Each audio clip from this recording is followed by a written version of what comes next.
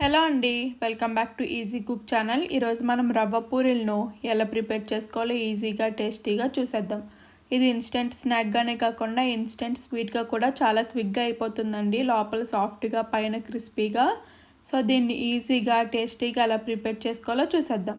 దీనికోసం స్టవ్ పైన ఒక బాండీ పెట్టుకొని ఒక హాఫ్ కప్పు వరకు పంచదారను తీసుకోండి.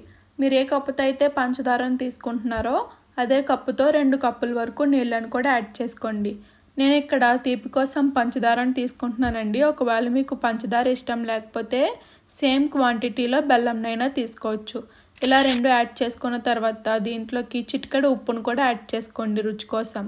ఇప్పుడు ఈ 2 బాగా మరగాలండి. పంచదార మొత్తం కరిగిపోయి నీళ్ళు ఇలా మరుగుతున్నప్పుడు దీంట్లోకి మనం ముందుగా ఏ కప్పుతో అయితే పంచదార నీళ్లు తీసుకున్నామో అదే కప్పుతో ఒక కప్పు వరకు సుజీ రవ్వను కూడా యాడ్ చేసుకోండి, ఉప్మా రవ్వను. ఇలా కలుపుకుంటూ యాడ్ చేసుకొని ఈ రవ్వ మొత్తం దగ్గరికి ఉడికిపోయేలా ఉడికించుకోండి. ఇలా దగ్గరికి ఉడికిపోయిన తర్వాత స్టవ్ ఆఫ్ చేసేసి పక్కకు పెట్టుకోండి. ఇప్పుడు ఒక ప్లేట్ని తీసుకొని దాంట్లోకి మనం ముందుగా ఉడికించి పెట్టుకున్న పిండిని మొత్తం తీసుకోండి.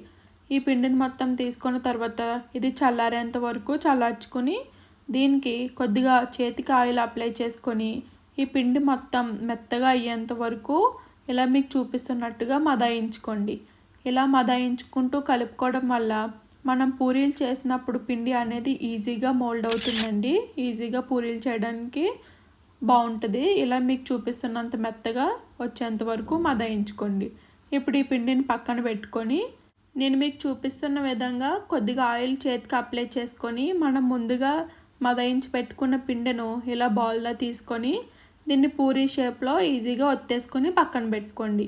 ఒకవేళ మీకు ఈ ప్రాసెస్ కష్టం అనిపిస్తే ఈ పిండి మొత్తాన్ని మనం పూరీ చేసినట్టు ప్రిపేర్ చేసేసుకొని దీన్ని ఒక షార్ప్ గిన్నెతోని ఇలా రౌండ్గా కట్ చేసుకున్నా సరిపోతుంది.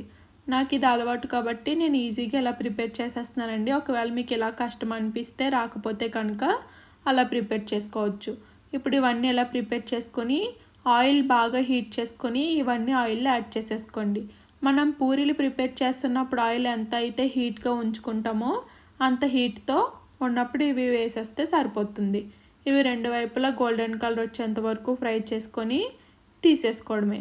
అంతేనండి, ఈజీగా ప్రిపేర్ చేసుకొని రవ్వ పూరీలు రెడీ అయిపోతాయి. ఇలా పొంగుతాయండి పూరీలు చక్కగా. చాలా ఈజీగా టేస్టీగా ప్రిపేర్ చేసేసుకోవచ్చు. నెక్స్ట్ టైం ప్రిపేర్ చేసినప్పుడు స్నాక్స్ ఏమైనా ఈ ప్రాసెస్లో ప్రిపేర్ చేసి చూడండి. ఈజీగా టేస్టీగా అయిపోతుంది, క్విక్గా అయిపోతుంది, తినడానికి కూడా చాలా బాగుంటుంది. థ్యాంక్ యూ అండి. Thank you for watching and subscribe to my channel.